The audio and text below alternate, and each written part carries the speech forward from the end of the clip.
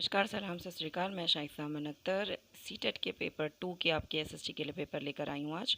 और सीटेट का आपको पता है कि जो एसएसटी वाले वैसे तो देखिए ऑल ओवर मैंने पिछला प्रीवियस सारा सिलेबस समझा दिया था, पेडागोजी वगैरह कि क्या है, कैसे है, सिलेबस कैसे होता है, कितने मार्क्स का है। तो मैं दोबारा इस चीज़ को रिपीट नहीं करूँगी, आप प्रीवियस वीडियोज़ में जाकर देख सकते हैं।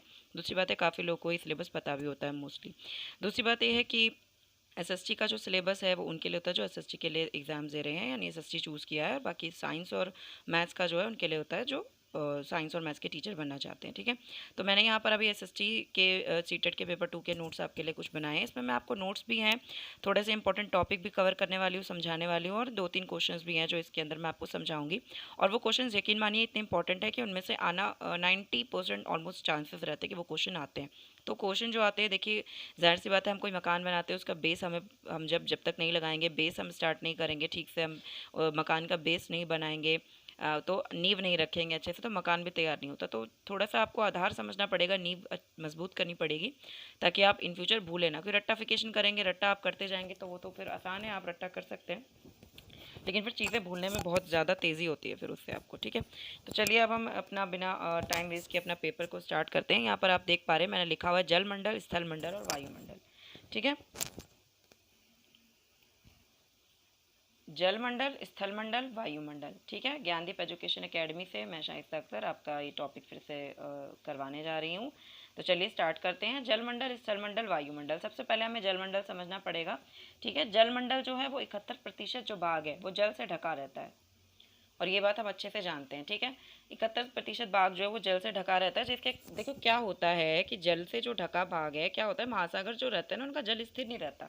जो महासागर होते हैं वो अपना महासागर हिलते रहते हैं, डुलते रहते हैं, जल उनका एक जगह स्थिर नहीं रहता। वो क्यों रहता है? वो इसलिए होता है क्योंकि जलमंडल बहुत ज़्यादा 71% जल से ही ढका हुआ है, 71% हिस्सा जो है वो जल से ही ढका है, तो उसकी वजह से वो गति करता रहता है। 3 तरह की गतियां होती है जलमंडल में: तरंगे, ज्वार भाटा और समुद्री धारा। ठीक है, तरंगे, ज्वार भाटा और समुद्री धारा। मैं तरंगे, ज्वार भाटा और समुद्री धारा को आपको थोड़ा सा बता देती हूँ। तो तरंगे तो नॉर्मल है कि जो महासागरों का जल है जो एक जगह पे नहीं टिक रहा, वो आपका तरंगे हो जाता है। इस तरह से जो इसकी फ्लो बनती है, वेव बनती है, वो तरंगे हैं। ठीक है, सुनामी वगैरह भी एक प्रकार की तरंगे ही होती है, अगर आपको पता हो, सुनामी भी एक प्रकार की तरंग है। जलमंडल की ज्वार भाटे की हम बात करें तो ज्वार भाटा जल स्तर ऊपर या नीचे, अचानक से ऊपर और अचानक से जो नीचे होता है उसे कहते हैं ज्वार भाटा। यानी ऊपर गया तो ज्वार है और नीचे आया तो भाटा, ऊपर वाला ज्वार और नीचे वाला भाटा। ऐसा दिन भर में 2 बार होता है। कितनी बार? 2 बार होता है, दिन भर में 2 बार ऊपर से नीचे ये जाता रहता है। तो 2 बार उठना ज्वार और 2 बार बैठना पानी का भाटा। ठीक है, समझ आ गया ज्वार भाटा क्या है? तो ज्वार के भी 3 प्रकार होते हैं, ज्वार के दीर्घ ज्वार और लघु ज्वार, बहुत बड़ा और बहुत छोटा। ठीक है, ज़्यादा डीपली नहीं घुसेंगे इसके अंदर। में समुद्री धारा आपको पता है, समुद्र से निकलने वाली जो धारा है वो अपना हमारा समुद्री धारा होती है। ठीक है, चलिए नेक्स्ट हमारा देखते हैं स्थलमंडल। पहला आई होप आपको समझ आ गया होगा, जलमंडल। जलमंडल का क्योंकि हमारा आपको पता है पृथ्वी का 71% भाग जो जल से ढका हुआ है। ठीक है, और इसके 3 पार्ट्स है: तरंगे, ज्वार भाटा, समुद्री धारा। ठीक है, मैंने थोड़ा सा एक्सप्लेन भी कर दिया है। स्थल मंडल जिसे हम लिथोस्फेयर भी कहते हैं इंग्लिश में, ये 2 टाइप के होते हैं, 2 प्रकार के होते हैं: महासागर और महाद्वीपीय। आपको अच्छे से पता है कि 71% देखो पानी है, तो बचा हुआ 29% जो है वो भूमि होगा, मृदावरण होगा। ठीक है, तो ये हमारी पृथ्वी और इसके ऊपर का सबसे ऊपरी का जो परत होता है ना, पृथ्वी की जो सबसे ठोस परत होती है, वो परपटी यानी कठोर ऊपरी परत कहलाती है। ठीक है, तो स्थलमंडल के यहाँ पे 2 प्रकार है: महासागरीय, महाद्वीपीय। महाद्वीप और महासागर 2 प्रकार के स्थलमंडल होते हैं। और पृथ्वी की ठोस परपति यानी ऊपर की सबसे जो परत होती है वो स्थलमंडल कहलाती है। ठीक है, पृथ्वी के केंद्र से सबसे ऊपर। समझ आ गया आपको? कभी पूछ ले पृथ्वी के केंद्र से ऊपर की परत क्या कहलाती है, तो आप अच्छे से रिप्लाई कर सकते हैं। तीसरा हमारा है वायुमंडल। वायुमंडल की बात करें तो किसी ग्रह के, ठीक है, चारों ओर का गैसों का जो आवरण होता है, यानी सिर्फ हमारा पृथ्वी नहीं, किसी भी ग्रह में, किसी भी प्लेनेट की हम बात करें तो चारों ओर का जो आवरण होता है वो वायुमंडल कहलाता है। अच्छा, गैसें कितने प्रकार की होती हैं? तो गैसें होती हैं nitrogen, oxygen, organ gas, carbon dioxide, अन्य गैसें। काफ़ी चीज़ें आप सुन भी चुके हैं। इनकी परसेंटेज में मैंने यहाँ पे लिख रखी है कि हमारे पर्यावरण में कौन सी गैस कितने परसेंट मिलती है। Nitrogen 78.8%, oxygen 20.95%, organ gas 0.93%, carbon dioxide 0.03% और अन्य गैसें 0.04%। ये परसेंट इसलिए लिखा है, कभी क्वेश्चन ऐसा बन के भी आ जाता है कि कौन सी गैसें जो 78.8% ग्रह को चारों ओर घेरे रहती है, नाइट्रोजन का परसेंटेज बताइए, आर्गन गैस का परसेंटेज बताइए।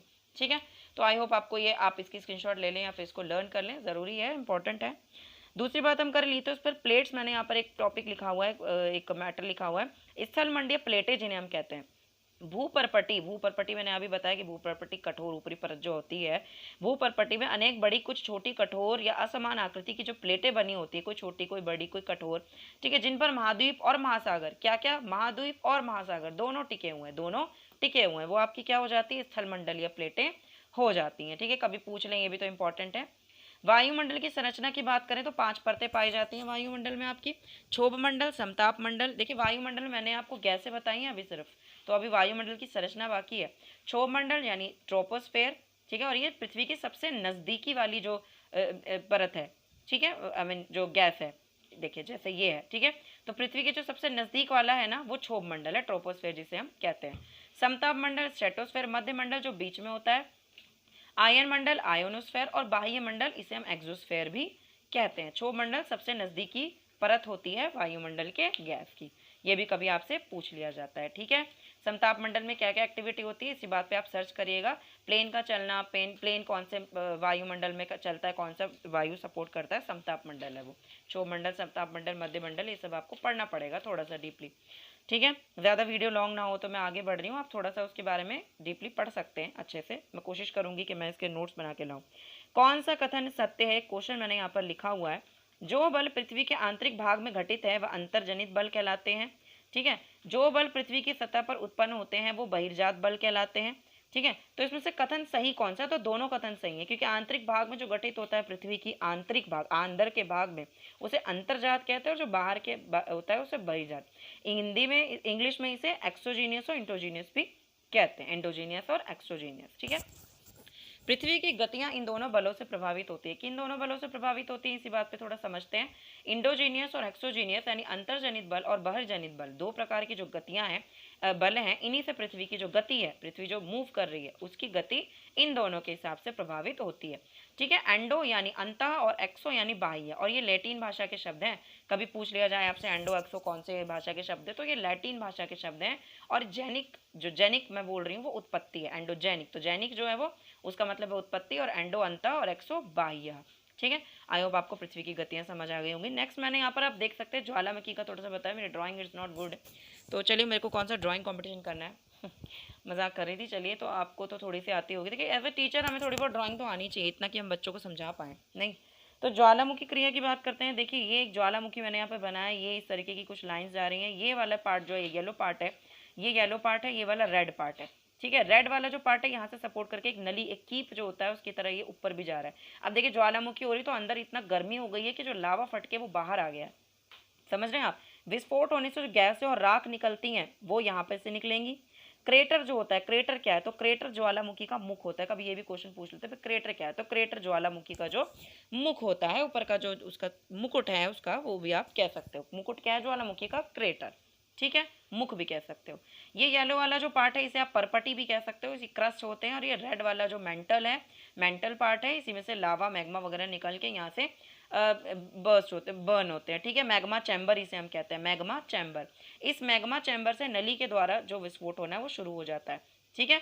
और कभी कभी तो यहाँ से भी विस्फोट हो जाता है, यहाँ से भी हो जाता है कभी कभी कि भाई बहुत ज़्यादा भर गया तो यहाँ से भी आउट होने लगता है। ज्वालामुखी विस्फोट के दौरान सर्वाधिक मात्रा में जल वाष्प निकलती है, कभी आपसे क्वेश्चन पूछ लिया जाए एमसीक्यू में, भाई क्या निकलती है ज्वालामुखी विस्फोट के दौरान, तो सर्वाधिक मात्रा में जल वाष्प निकलती है। जल वाष्प यानी आप वाटर वेपोर, जो मतलब धुआं वगैरह, पानी, मतलब पानी की जो भाप होती है जल वाष्प, ठीक है, वो निकलती है। तो आप, आई होप आपको समझ आ गया होगा। ज्वालामुखी को बहुत अच्छे से पढ़ना है आपको, इसको स्किप नहीं करना है, इसमें से बहुत क्वेश्चंस पूछे जाते हैं, एक दो तो आ ही जाते हैं। कौन सा कथन सत्य है, भूकंप के अंतर्गत भूपर्पटी के नीचे का वह स्थान जहाँ कंपन आरंभ हो, ठीक है, उद्यम केंद्र के भू सतह पर निकटतम स्थान को अधिकेंद्र कहते हैं, तो सही दोनों है। देखिए भूकंप के अंतर्गत भूपर्पटी के नीचे का वह स्थान जहाँ कंपन आरंभ होता है, कंपन कांपनी शुरू होती है धरती तभी तो होता है, तो उसे उद्गम केंद्र कहा जाता है, बिल्कुल सही, उसे उद्गम केंद्र एपिसेंटर कहते हैं। उद्गम केंद्र के भू सतह पर निकटतम स्थान को अधिकेंद्र कहते हैं, जहां से भूकंप निकला है उस केंद्र को अधिकेंद्र कहते हैं, ठीक है। जहाँ कंपन प्रारंभ हुआ, यहाँ प्रारंभ हुआ है तो ये उद्गम केंद्र कहलाएगा, ठीक है। और जिस सतह पर निकला है, मानिए यहाँ से थोड़ी दूरी की सतह पर निकला है, तो ये आपका अधिकेंद्र कहलाएगा, ठीक है। तो दोनों ही कथन आपके सही हैं, कोई गलत नहीं है इसके अंदर।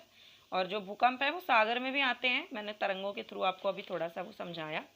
अच्छा, भूकंप मापी यंत्रों की बात करते हैं। चलिए इसी बात पे हम भूकंप मापी यंत्र हम देखते हैं। तो भूकंप मापी यंत्र को सिस्मोग्राफ कहा जाता है। पैमाना क्या है, किस पैमाने पर नापा जाता है भूकंप को? रिक्टर स्केल, मर्केली स्केल और रोसीफेरल। ये दोनों नाम तो मोस्टली हम सुनते नहीं है, मोस्टली इसका यूज होता है रिक्टर स्केल का सबसे ज्यादा यूज होता है। ठीक है, तो आप समझ गए होंगे कि भूकंप मापी यंत्र को सिस्मोग्राफ करते हैं। सबसे ज्यादा पैमाना जो यूज होता है वो रिक्टर स्केल होता है। ठीक है, नदी जब, अगला क्वेश्चन है और ये बहुत इंपॉर्टेंट क्वेश्चन है, कई बार आ चुका है। नदी जब मैदानी भाग में प्रवेश करती है तो वह मोड़दार मार्ग पर बहने लगती है। नदी के इन मोड़ों को क्या कहते हैं? विसर्प, नदी द्रोणी, चाप, झील या वितरिका। सबसे पहले नदी की गतियों को समझिए। देखिए इस तरीके की जो गति होगी, ऐसी गति को विसर्पण कहा जाता है। वितरिका जो डिस्ट्रीब्यूट हो जाती है, ठीक है, नदी सागर या खाड़ी में जाके जो मिल जाती है, उसे आप वितरिका कह सकते हैं। छोटी धाराओं में बहेगी, छोटी छोटी धाराओं में बहेगी, बहुत सारी छोटी छोटी धाराओं में बहेगी, वो वितरिका कहलाएगी आपकी।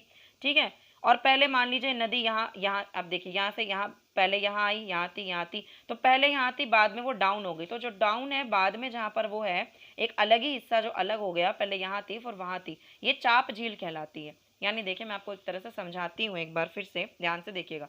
ये नदी बह रही थी, ये पहले बह रही थी, ठीक है, तो इसका जो ऊपरी का जो हिस्सा था, ठीक है, अब वो उतनी ऊपर नहीं बह रही है, वो यहाँ पर बह रही है। ठीक है, जो ये जो ऊपरी के हिस्से नदी ने जो अलग मोड़ बना लिया है, आपका जो अलग मोड़ बना लिया है, ये इस तरीके की नदी चाप झील कहलाती है। ठीक है,